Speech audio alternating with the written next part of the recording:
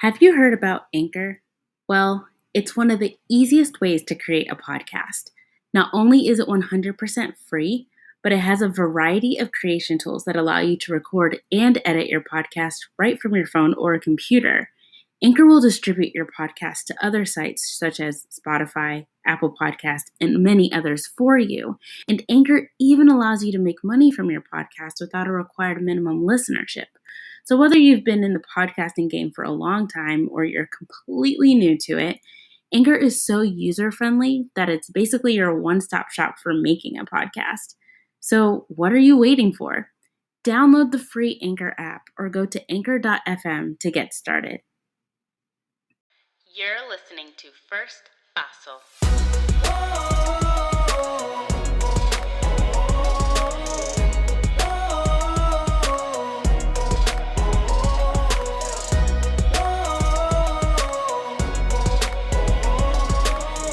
Because sometimes you simply need someone to help you take that first fossil. Hello and welcome to First Fossil, a show where we learn together how to take that first fossil toward becoming the best versions of ourselves.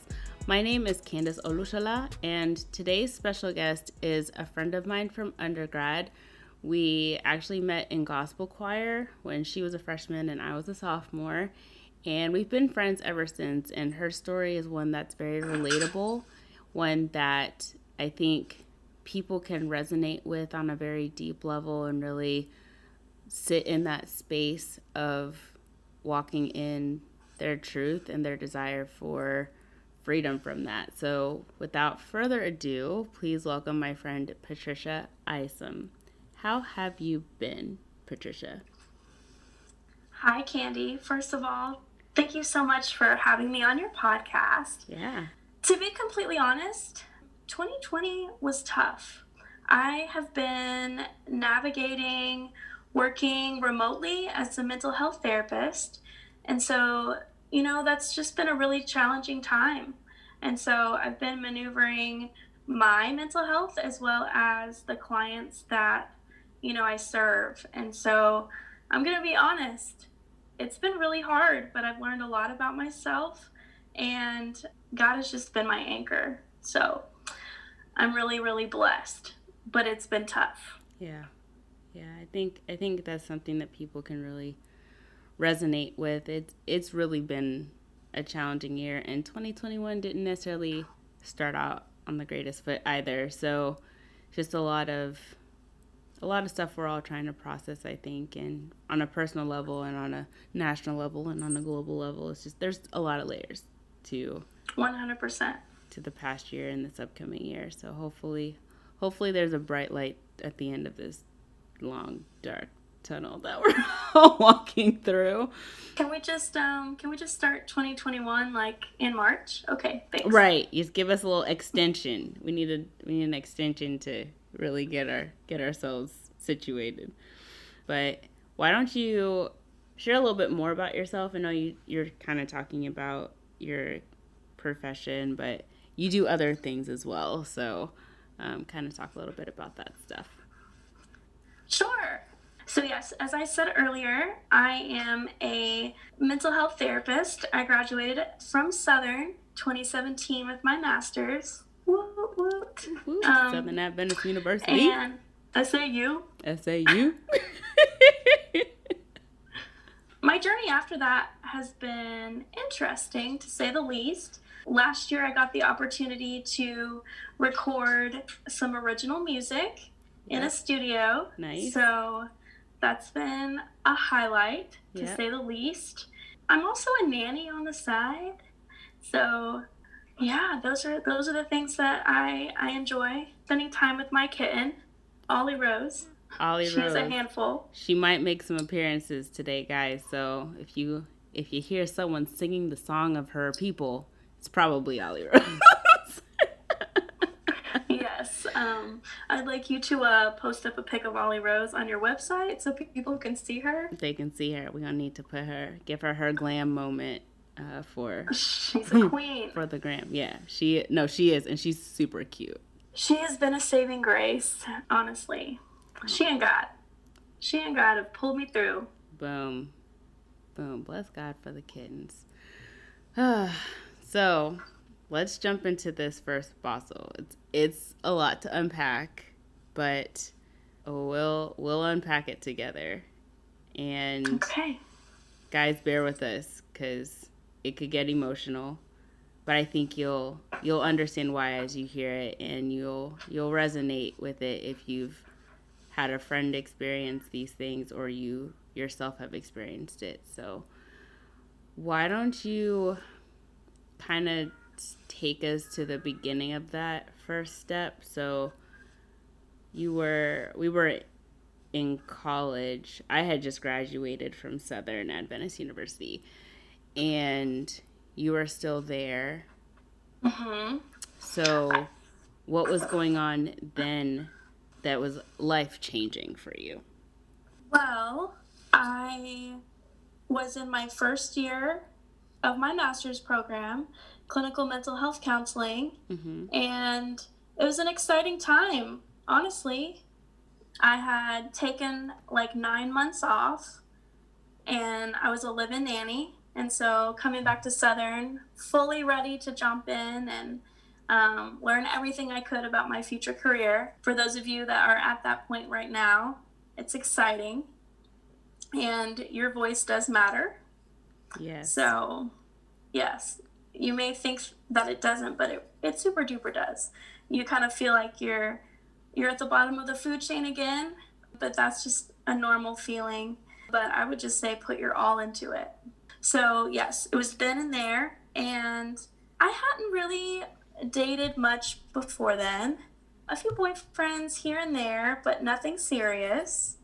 And so I was kind of mainly focused on school and working on my music here and there. And I met a guy through a mutual friend, and he was still in undergrad, and he was doing his prereqs for one of the programs in the medical area.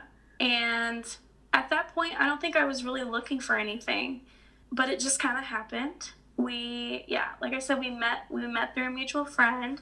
We had our first little date, if you can call it a date, at the Four Corners Cafe, which is a pretty fun spot back in my day. That's where we would go and eat some yummy food. And it was exciting. I was like, man, this hasn't happened in a while. I remember that we started getting to know each other, and we decided that we had mutual interests. And I believe this was October of 2014, probably. We started spending more time together, hanging out. He introduced me to his friends, and I'm the kind of person that didn't really have a friend circle. I just kind of bounced around and had different friends and kind of different circles, me being the extroverted butterfly that I was and still am. And so I remember some of his friends saying, we have never seen him so happy. He is opening up from being super introverted and quiet. And so I was super excited to hear that. And we clicked. And I was like, okay, God, I see what you're doing. And so I remember us sitting in the car one evening, and we were just talking, and we decided that we were going to wait a little bit longer to make things official. We thought maybe, when we came back from Christmas break. So November came around, and it was Thanksgiving, and I remember that he was going to spend time with his family up north, and I was, of course, going home to spend time with my parents in the South. And while we were both gone, we FaceTimed all the time. It was like we weren't even gone. We spent a lot of time texting and talking on the phone. And I remember I was so excited to see him when we got back. You guys remember Thanksgiving break. It's only like, a week? Not even. And so I just remember him pulling up in his car with a couple of his friends, because at the time he didn't have a car, but I did. And so I picked him up, and I remember just being so excited to see him. It felt really, really good for someone to be interested in me in that way. There's nothing like feeling mutually liked by a person. And so we were in the car, and he asked me to be his girlfriend. And I immediately said yes. And so instead of taking a little bit more time to get to know each other, we just kind of hopped right in. I didn't think anything of it. I was so excited. I finally had a boyfriend, and it was an exciting time. I remember from there, we spent the next 5 months with each other. We only went without seeing each other for a couple of days, maybe a couple of snow days, I think, where my car literally wouldn't get to campus. Like, I was stuck. So just to be clear, you would say that, are you saying that the first step for you was deciding to go into a relationship that you thought was going to be positive, was going to be a good relationship? Okay. Yes. I had decided that I thought this was what was best for me. And so I took that first step, and we went from talking for, I don't know, maybe a month and a couple weeks to hopping right in.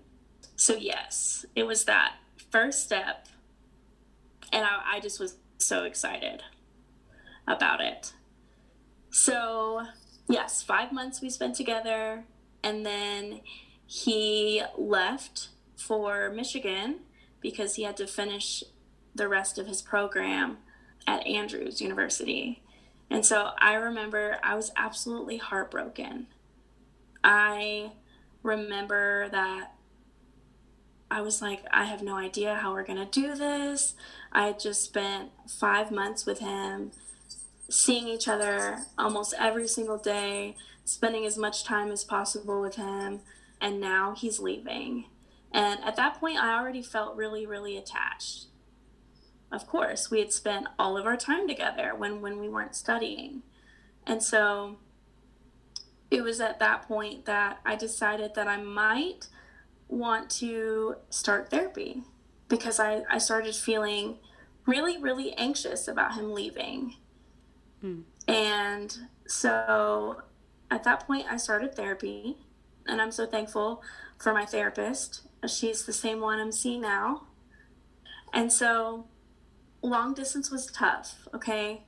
So for those of you right now listening who might be in a long distance relationship, it takes work. It does. It takes two people deciding that they want to be in a relationship together, and doing whatever it takes. So I'm not gonna lie, there were times when I didn't think we were gonna make it. He was at Andrews and I was at Southern, and there was a lot of studying going on between us, grad school versus him finishing up his undergrad. So it was a lot. Yeah. I remember a couple times we went almost 3 months without seeing each other. And for some of you that may not sound like a lot, but that's a lot of time. So he would come down to visit when he could. We would spend 3 or 4 days together, and they were the most wonderful days ever because we hadn't seen each other. Right. And then he would leave, and I would feel completely broken when he left every single time. At that point, I think it might have been wise for me to sit back and process, why did I feel so broken when he left? Why did I feel like I had been rejected? Wow. And so during therapy, I processed a lot of things with my therapist. We talked about my childhood and times when I had felt rejected and kind of where that came from. And we talked a lot about anxiety and kind of where that stemmed from. And man, shout out to my therapist. There would be times I would just sit in her therapy office and just cry. So long distance takes two people working really hard. Yeah. There were a few times that I thought we were not going to make it. Yeah.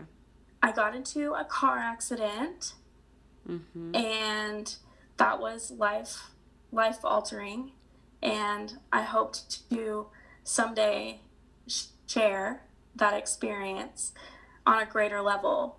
But we got through it. He was really supportive, and my love for him grew and grew. And, you know, we had challenges along the way, but I kept saying, if we can get through long distance, we can get through anything. Right. And a lot of us tell ourselves that when we've done long distance. Absolutely. I don't really remember a time where I sat down and I was like, okay, God, is this what you want for me? I just was like, well, I'm loving this relationship.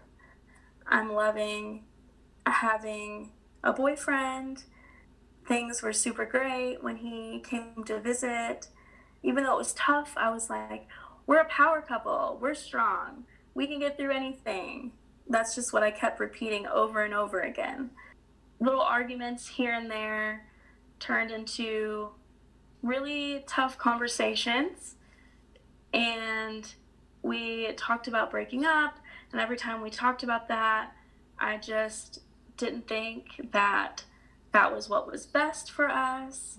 And instead of going to God and being like, okay, God, I'm faced with this situation, I thought I had it figured out on my own. I decided that this was the guy that God had for me. Finally, I'd found it.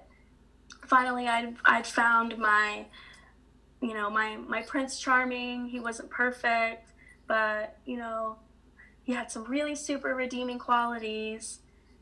And he did. There were positive things about him. And so I had some close friends of mine talk to me, have, you know, conversations about it and say, hey, like, I think maybe you should do a pros and cons list, or I think maybe you should listen when we say that he might not be the guy for you.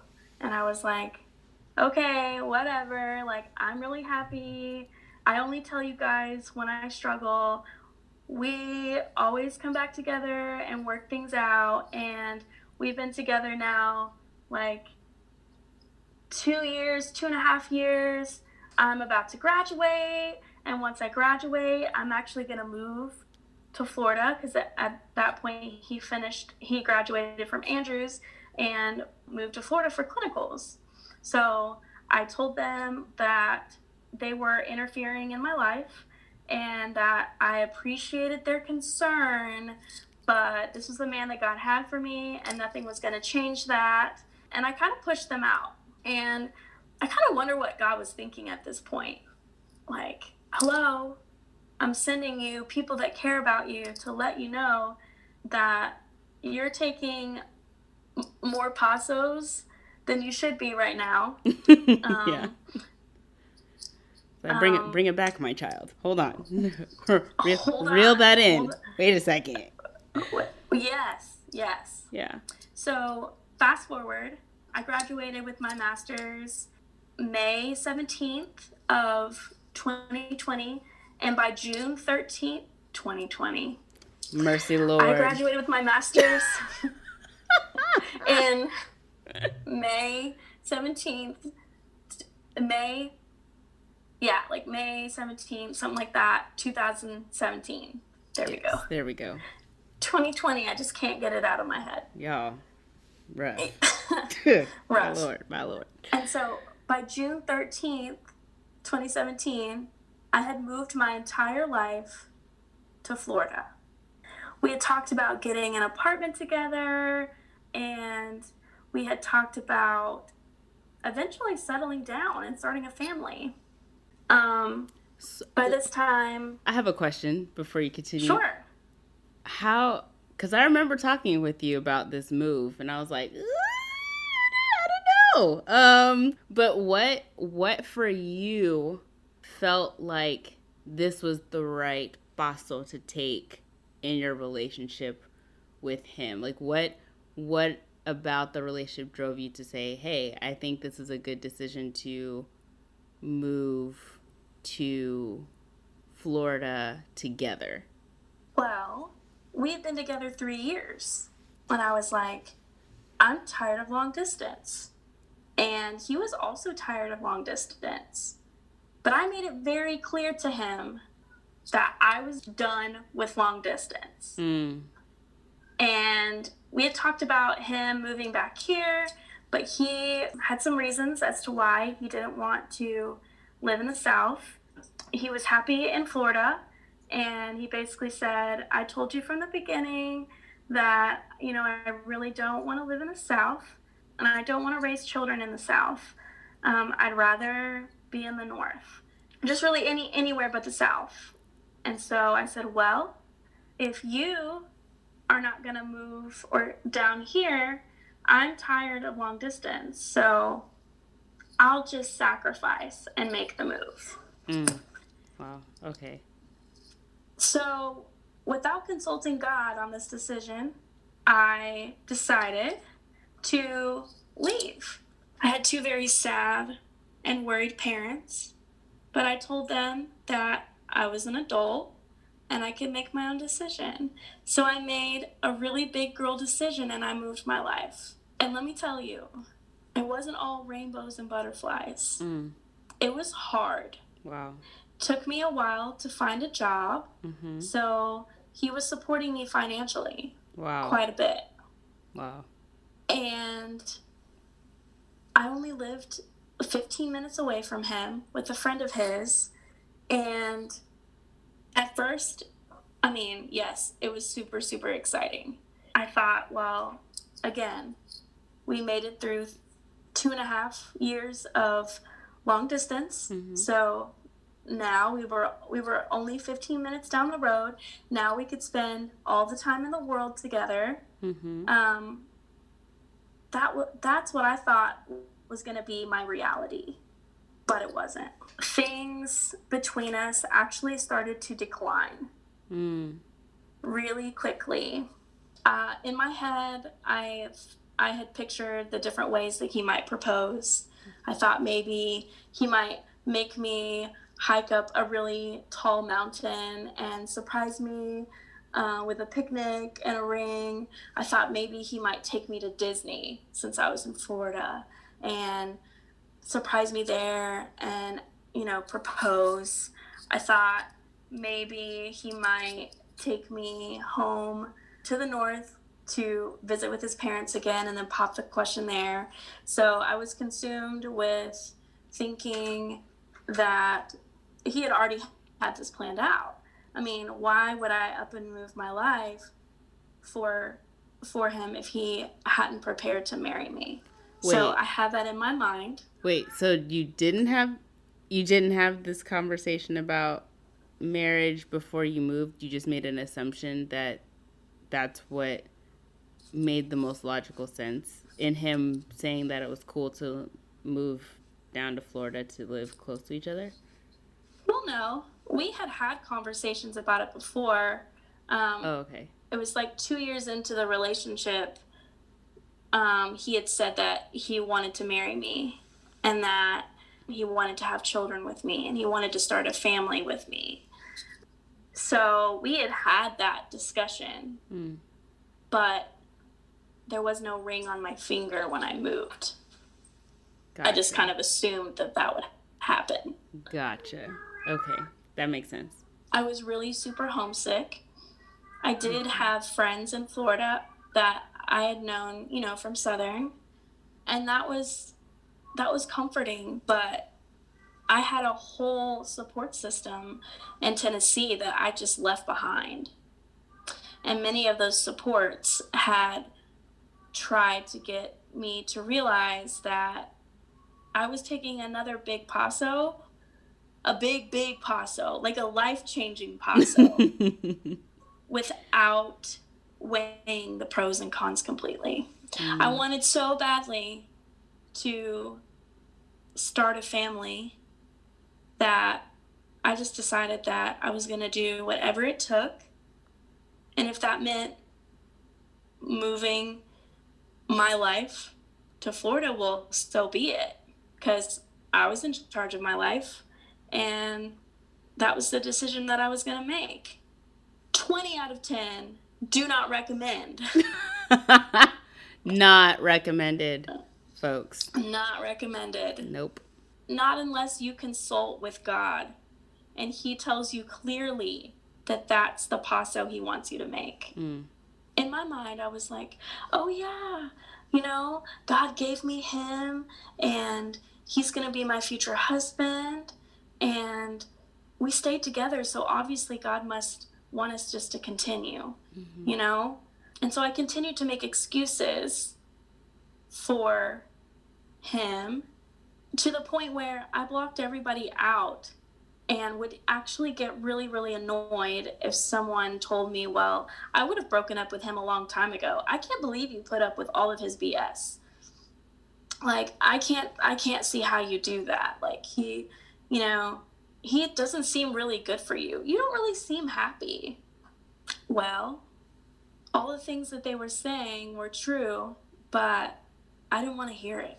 I was like, listen, we went through some crazy ups and downs in our long distance relationship, and, you know, we were stronger than ever. My past self was blindsided by just what I thought I needed. Yeah. Come to find out, our relationship was really, really unhealthy. And God was not the center of it. And so things got to the point where I didn't really know if we would make it for real. And so I kind of started reaching back out to my friends. And thankfully, a lot of them did respond, even though I had pushed them out. That's how you know that you have a true loyal friend, is when you decide you think you know what's best and they love you so much that they're not willing to give up on you. And so, Candy, you have been that for me time and time again. So I remember calling you and I was like, okay, here's what's going on. We are at a really, really unhealthy place. And I remember you saying, well, girl, I told you that. I am very straightforward like that. Like, we had this conversation with him.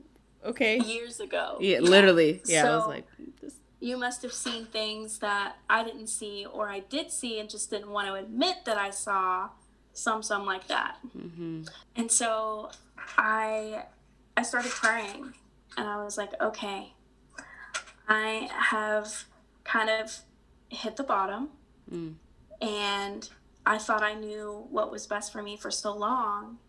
And so I'm at this point where I know what I need to do. I just don't know how to do it. Right. And I think that once you get to that point, it's all you can do to find the courage and the strength to take a paso forward to get out. Wow.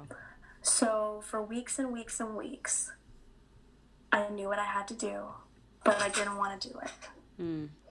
I reached out again to some friends who were talking to me about it, and they said that my mental health, my physical health, my emotional health was worth taking a step to end the relationship.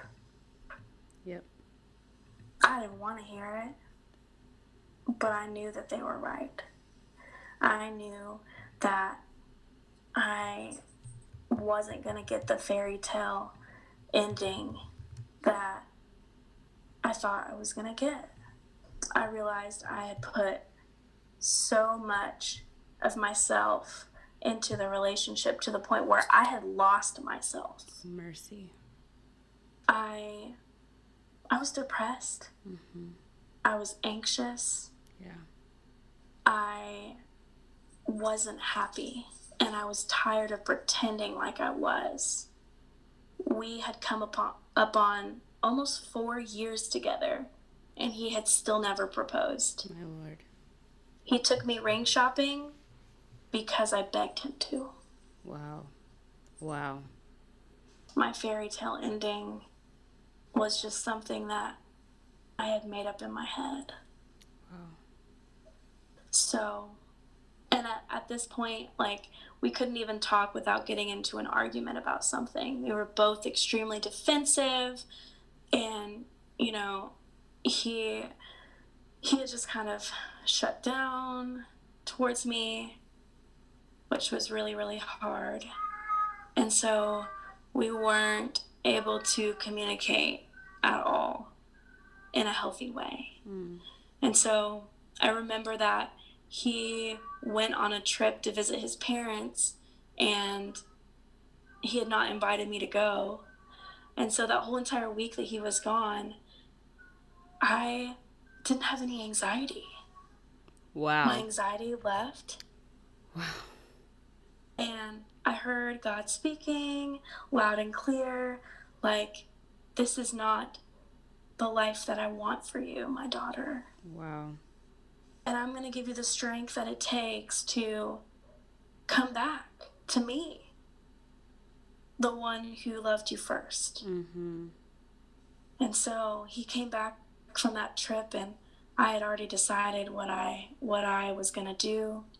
And man, it took a lot of breathing and a lot of positive self-talk and a lot of just ripping the Band-Aid off, honestly. It was the beginning of December 2018. I had been in Florida for 1.5 years, and 2017. it was not at all. What? 2017. When I broke up with him, it was the beginning of December 2018. Oh, you're right. Yeah. Yeah. Yes. Yes. And so we had been together just a little bit over 4 years. But I felt like our relationship had ended like 6 months ago, honestly. Yeah. I just didn't have the courage to do what I needed to do at that point. Mm. And so, you know, since I'm being vulnerable, 2 weeks before I ended things, he tried to break up with me. And I said, absolutely not. Like, I really do think that we can work this out. Like, I love you. We both sacrificed so much for each other. And so I just was like begging him not to break up with me. I was begging him not to break up with me. And then I was like, Patricia, that's ridiculous. Begging someone to stay with you is not who you are, and it's not who you want to be. So I officially ended things a couple weeks later, like I said, and I was broken, completely broken, shattered. I had told myself that I could never live without him, that he was the man that God had for me, and we had been intimate, and that had made things 10 times worse. Mm. Intimacy in that way creates bonds. And so I was completely heartbroken, even though I knew that I had to make that step. So I moved back to Florida, or I moved back to Tennessee, January 2019. I found a nanny position, and I hopped on it. Mm-hmm. And I was like, I just can't stay here. My healing is not going to happen in Florida. So I left. And I thought the distraction was going to be good. And let me tell you, it was really, really hard. It was hard. It was I don't know if you've ever felt this way, but it's like your heart is physically hurting. Have you ever felt that way, Candy? Yep. Yep. I don't know. It's an indescribable pain. Mm-hmm. And then I got really angry at God. I was like, you told me to do this, but this really sucks. And now, like, we're broken up and I'm just left trying to pick up all these pieces. We had been together for so long and shared so many memories. And so now you're saying that I have to trust you, and I feel so alone. And so I started my new nanny position, and I tried to put my heart and my soul into it. And, you know, it did help. But then I decided that I wanted a bigger distraction. So maybe February, I guess 2.5 months in, I just decided that it was time to hop on some dating apps because I wanted that kind of distraction. And it helped, you know, getting attention elsewhere. It helped in the moment, but then left me feeling just so 10 times more broken when the true source of my healing was Jesus. And so I ended up getting into another relationship, hadn't healed from the 4-year relationship that I had just gotten out of. And let me tell you, I am still healing. Wow.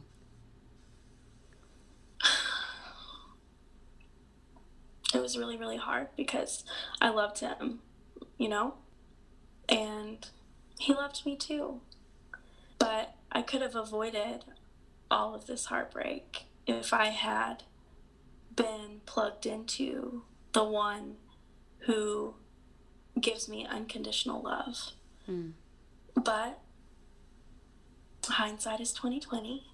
And as my therapist says, we can't should on ourselves.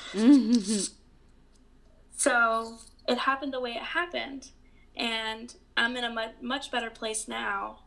And I just hope that if you're in a situation like this, that you will decide for yourself that your healing is worth it.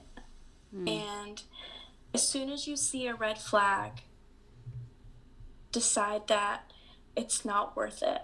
There were plenty of red flags that I had seen even a few months in, but I just kind of pushed those away because I loved having a boyfriend.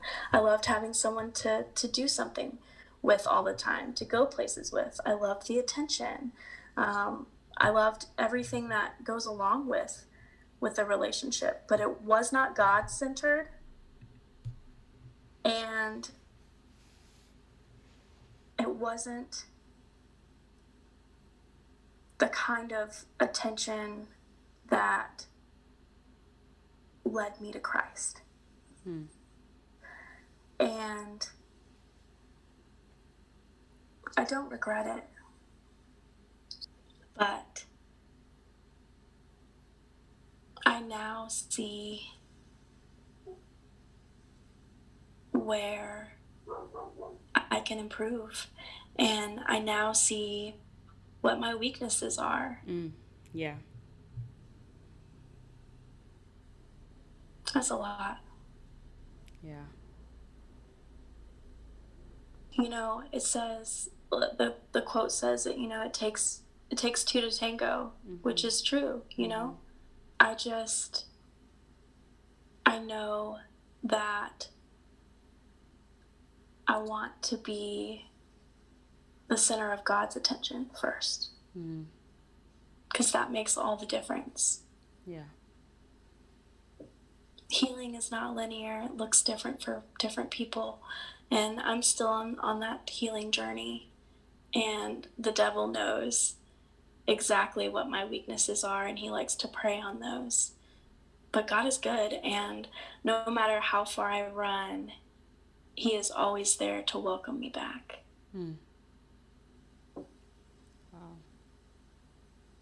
So it it sounds like you actually had three pivotal steps. So you had your initial step of just deciding I think this is a great decision to step into this relationship because it's positive, and a lot of relationships start off like that when they're super new and you might not know the person so well. Like, you take that chance, right, in hopes that it turns into something that's lasting in its positivity. Then you had the step where you decided, I want to move closer. I want us to live closer, so I'll make this move. That's pretty risky, but I want to hold on to the hope that I had from the beginning that this would be long lasting and life lasting and be a positive step towards us moving into the realm of a forever commitment. And then you took the step to come to the realization that the health of the relationship was no longer what it was in the beginning from your perspective, and it was no longer worth continuing to try to fix it because it didn't seem like there was anything to fix. It was pretty broken. And to choose to step out and make a change to process what happened over the 4 years and the fact that that story is no longer. And those are three major steps that I think a lot of us that have been in relationships that seem to turn sour, or were already sour to start, but we just kept going, whatever the case may be, however it ends up sour, the ending is sour. A lot of us go through that progression and then try to figure that out. I can relate to your story, not in the sense of the length of time, because yours was 4 years, mine was only 4 months, but from my college boyfriend, that experience was like that.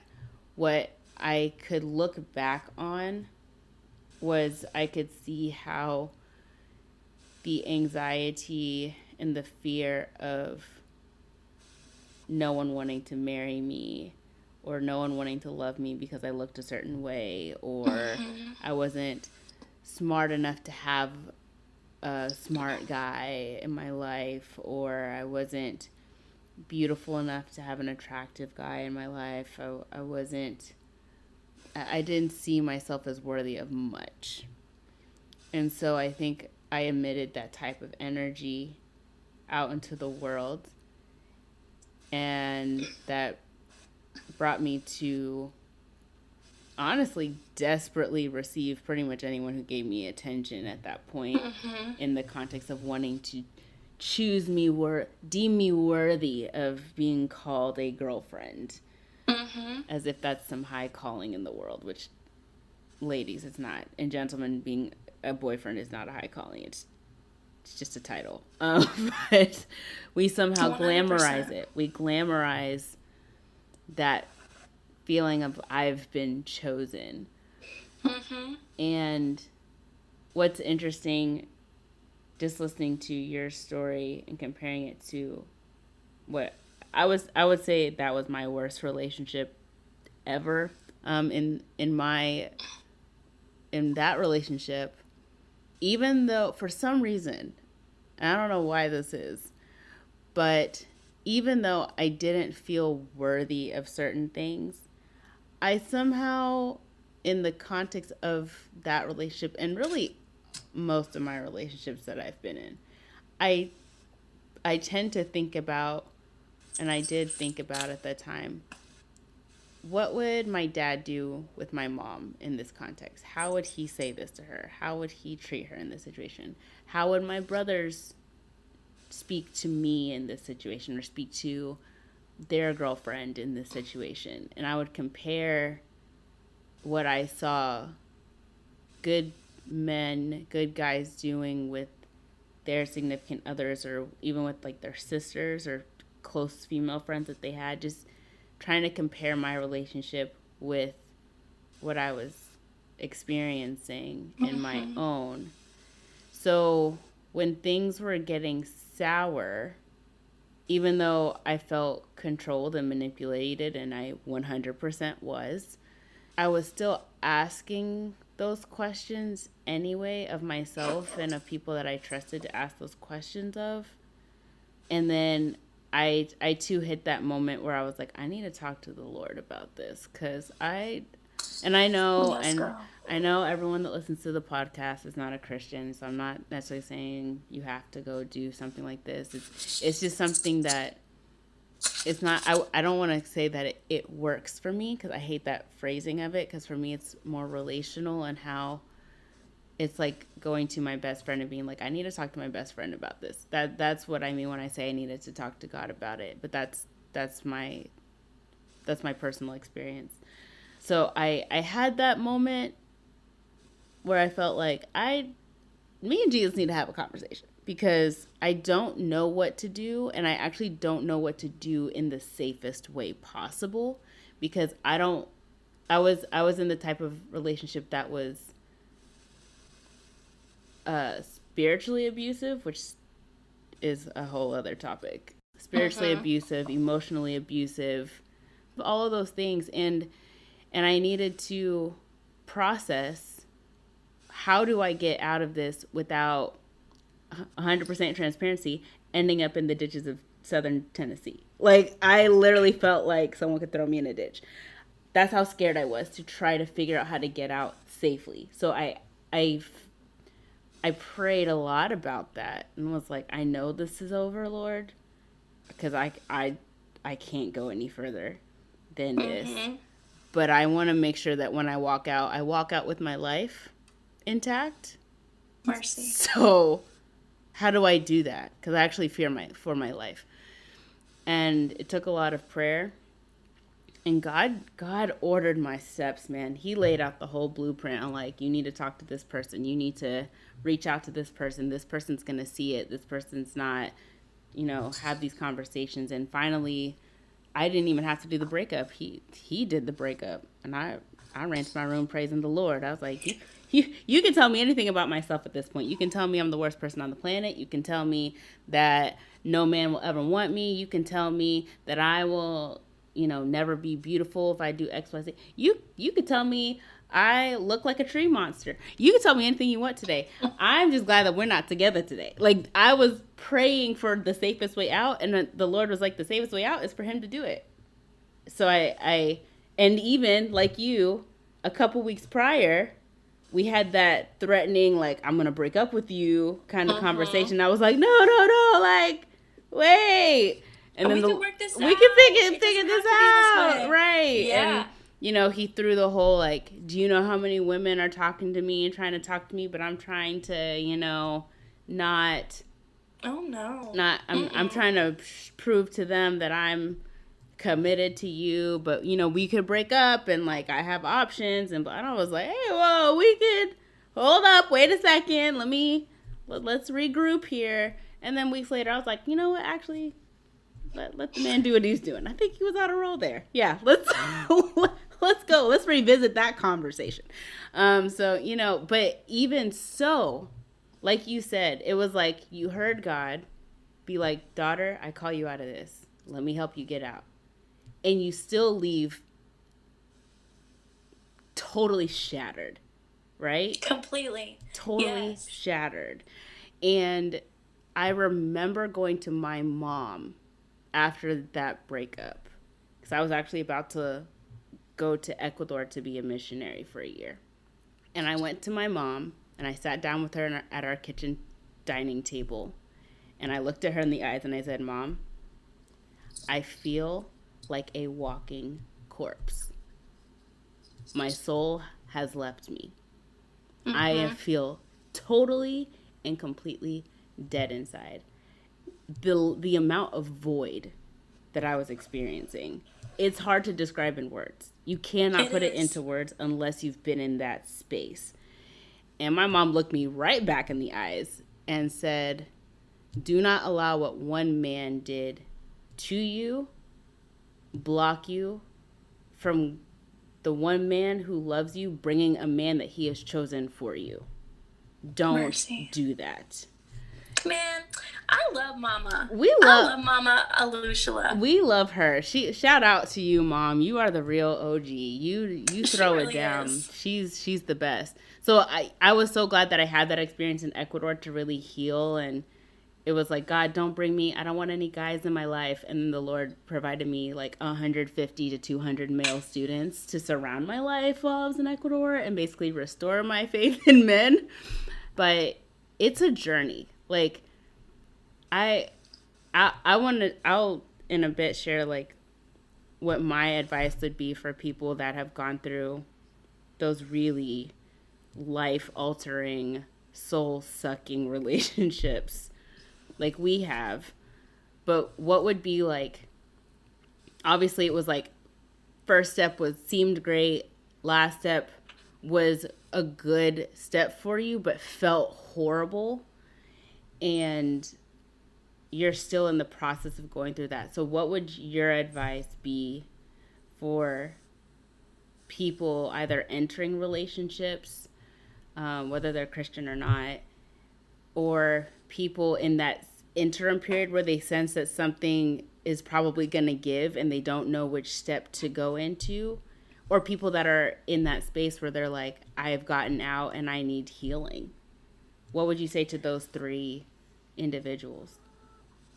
That is a loaded question. But the first thing that comes to mind is really know yourself. And really have a relationship with yourself before you allow anyone else to enter into your circle. I needed validation so badly because I didn't know myself. Wow. I went to extremes to get that validation. So know yourself. Yeah. Listen to your friends. Mercy. I can't emphasize that enough. Your friends know you. And if they're true friends, they care about you. And so that means they have your best interest at heart. Yep. Listen to them. Listen to them. For real, for real. And for those of you who do have a relationship with Jesus, let him be your first love before you allow anyone else to come in and share that love. Wow. Also, along with knowing yourself comes along emotional maturity and making sure that you are set by yourself first. A lot of people think that another person completes them, but in reality, that's toxic. Yeah. It's one whole person coming together with another whole person to make a unit. Yep. It's not he or she completes me. Ooh, that's a lie from the pits of hell, y'all. Don't receive that. Do not. No. It is one whole person Yes. coming together Yes. with another whole person. Yes. Healed and happy on their own. Yes. Coming together to form a union. Yes. Also, y'all, like, really take time to get to know the person. Yes. My little excited, jumpy self was like, yes, I'm so ready. When really, I didn't know myself. And I relied on other people to make me happy. Wow. And I know the phrase says, don't put the key to your happiness in somebody else's pocket, but for real, y'all, don't do that. Just don't. Like, nobody else can truly make you happy except for you and the one that created you. Yep. Okay. So that's the first step. Second step is when we're moving on to that next step. Again, listen to your friends. I had several friends say, absolutely do not do this unless he has a ring on your finger. Do not move your life. It seems great and really good and healthy right now because you guys haven't seen each other in a while, and it hasn't been consistent. Yeah. But I urge you, listen, and I wouldn't say necessarily look for red flags, but when you see them, you see them. Take note. And take note. People, when people show you their true colors, believe them. Okay? So there were red flags in the beginning that I saw, and I just kind of pushed them out of the way because I was like, well, I probably have red flags too, and so we can just have red flags together. We'll just collect our red flags. La-di-da-di-da. It'll be fine. Like, it's good. We're supporting each other, let the red flags fly. Mercy Lord. No. Mm-mm. And then taking that last step of getting out of that relationship. Oof. Take time and be alone. Even if it's difficult. Yep. Take time to heal. Yep. Don't jump into anything right afterwards, because that's not fair for that other person, and it's not fair for you. People say that healing, like time heals all wounds, and I actually disagree with that. It's not the time, but it's what you do with that time. Girl, you better say that again. Bring that one back. Say it again. Ooh, snaps. Say that again. It's not the time that heals all wounds. It's what you do with that time. Mercy Jesus. So instead of scrolling left and right on a Tinder account, girl, I should have been scrolling left and right through my Bible. Girl, woo, I'm about to do a praise dance. Girl, you better say it again. Oh, what? Girl, the truth shall set you free. I cannot. Ooh. Jesus. You can quote that on your Twitter. Girl, I'm about to post that. That's about to be a whole quote. Hey. Ooh. Yes. Did y'all hear that? Y'all take a note. Get a pen and paper. Get your note app on your phone. Put that somewhere, because that is truth, girl. What you do at that time. Nobody else's opinion matters of you but God's. And so I was so quick, because I was so quick to jump into something new, because I felt like a part of me was completely missing, and I needed to fill that void, and I needed to fill it quick. So I was like, well, I can get attention elsewhere. All the while the Lord was sitting up there and was like, okay, I'm going to need you to send out some extra guardian angels today. Like, I'm going to need you to protect her for real. So all of that to say, it all goes back to knowing yourself, loving yourself first. So that would be my advice. I touch and agree with all of that. Literally, I touch and agree in the name. I 100% agree with all of that. It's funny because that mindset, that thought process of having been in a unhealthy relationship while you are broken, and then later on after you've healed, you're gonna enter relationships differently. I look at my most recent relationship that I had, and seeing where I was almost 10 years ago from my worst relationship to my most recent relationship, which I wouldn't call my worst relationship at all, but it wasn't a healthy relationship by the end of the day. The difference in those two was that bad relationship, a horrible relationship, I was broken in and of myself. So I was tolerating things that I should not have tolerated.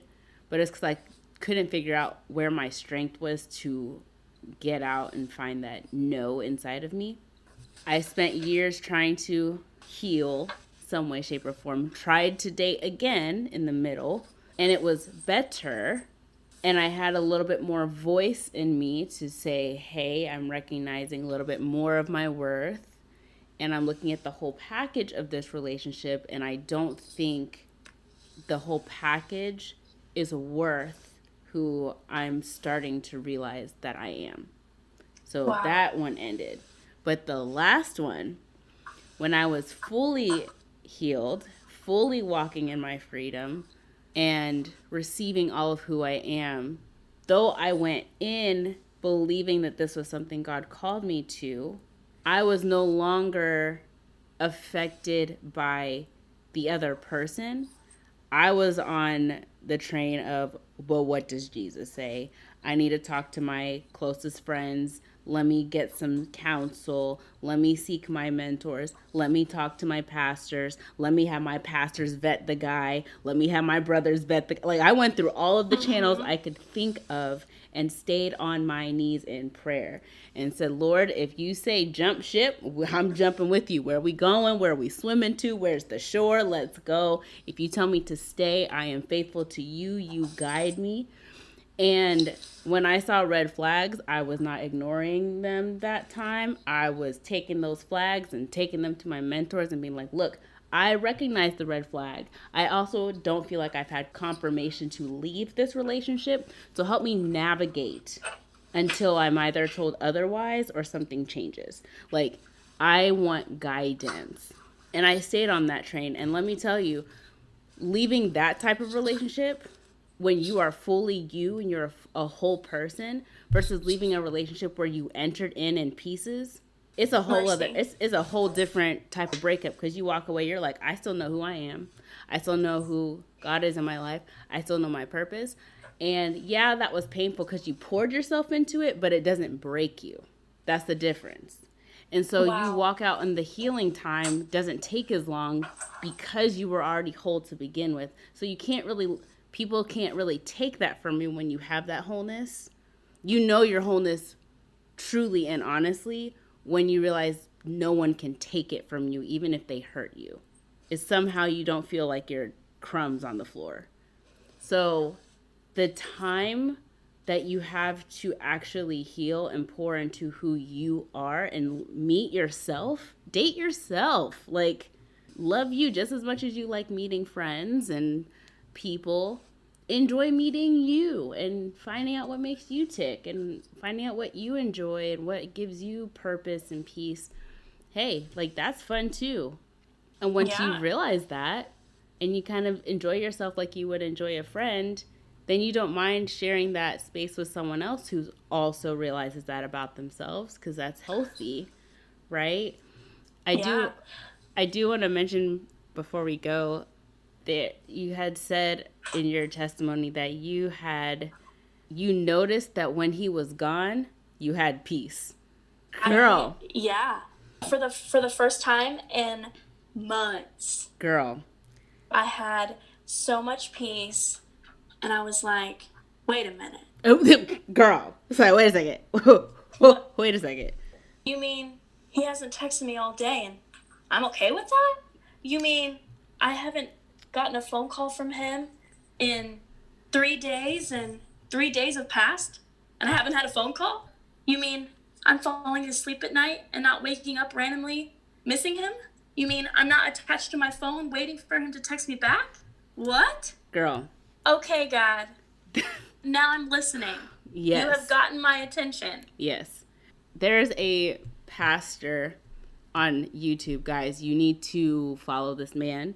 His YouTube channel is Redefined TV. It's Pastor Jerry Flowers, and his wife is Tanisha Flowers. They are so precious. They're millennials. Love them to death.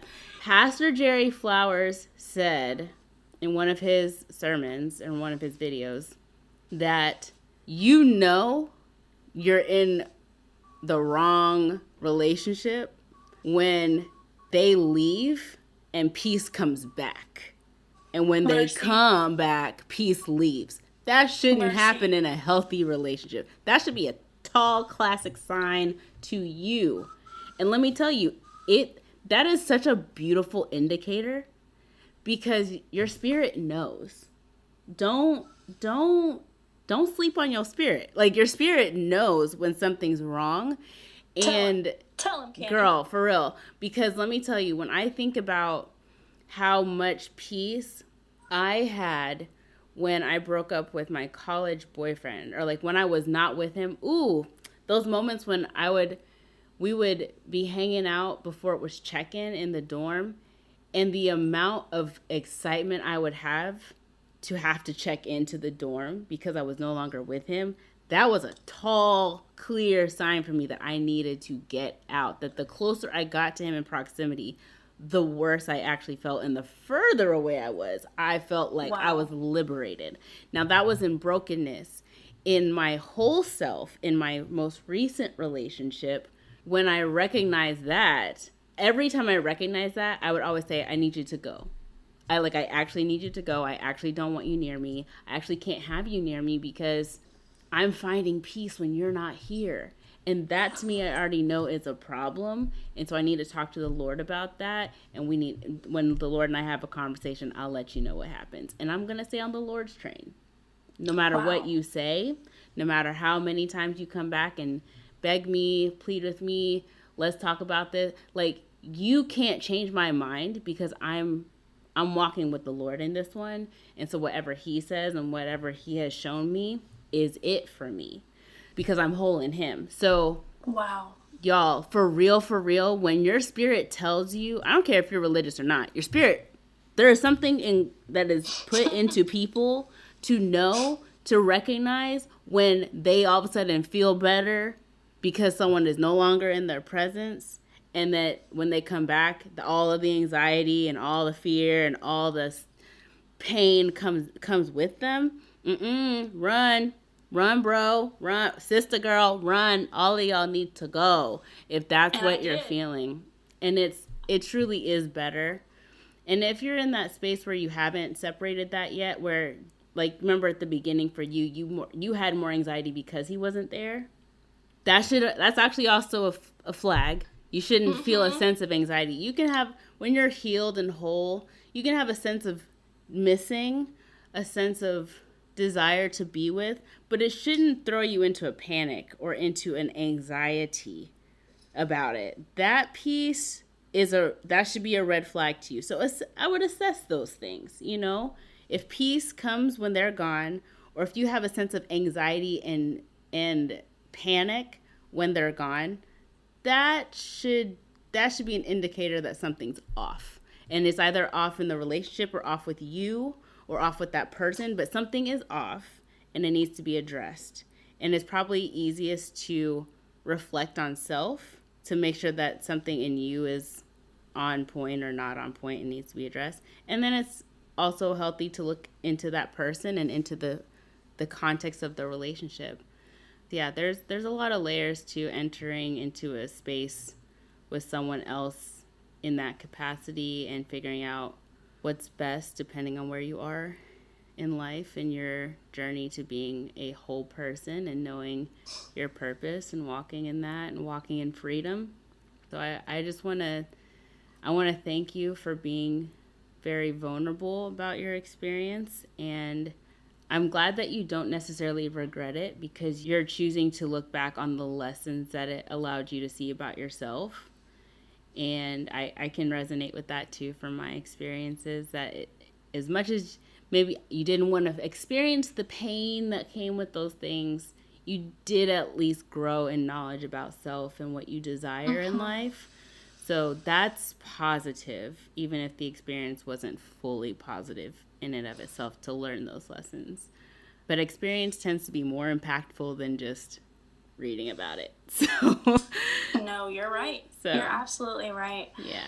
Candy, I just feel overjoyed to be at a place where I can share this and feel at peace. Yeah. It's taken me a while to get to this place.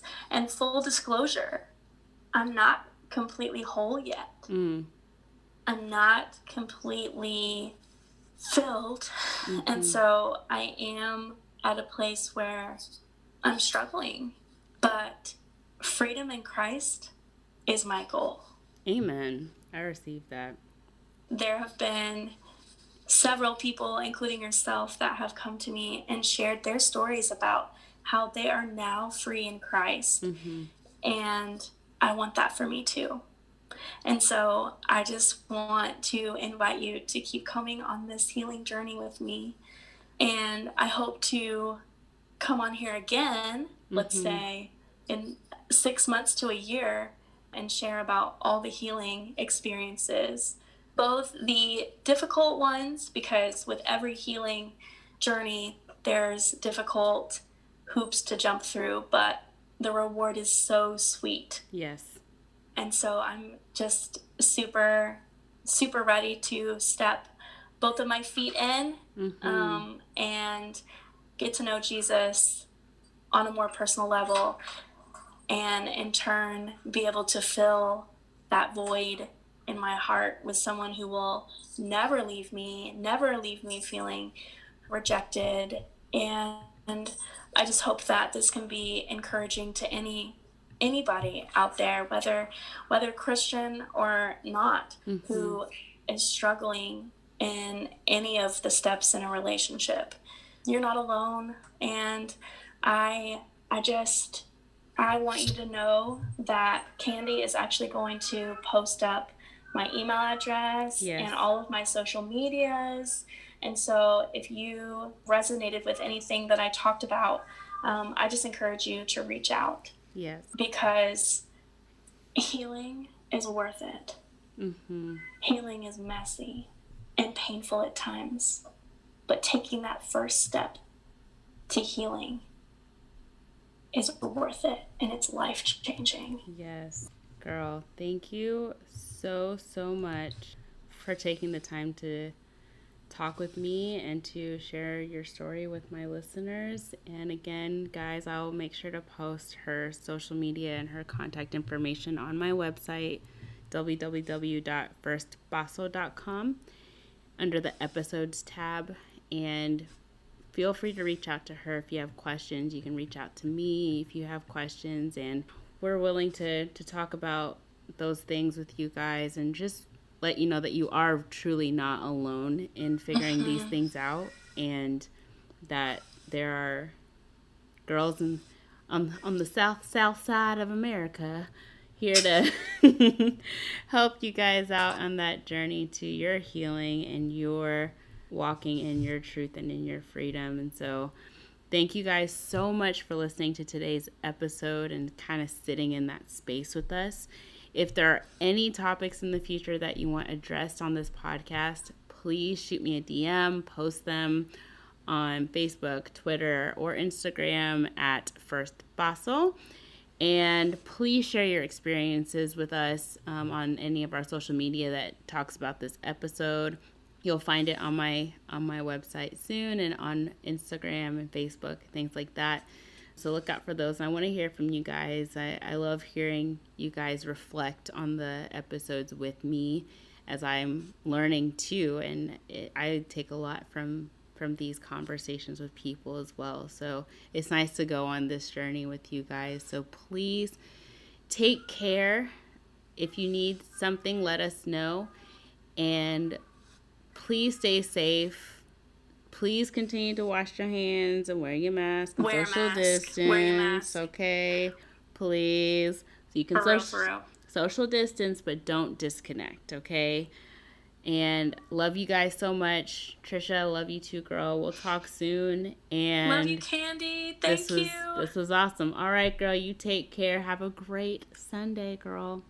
Bye. You too. Bye.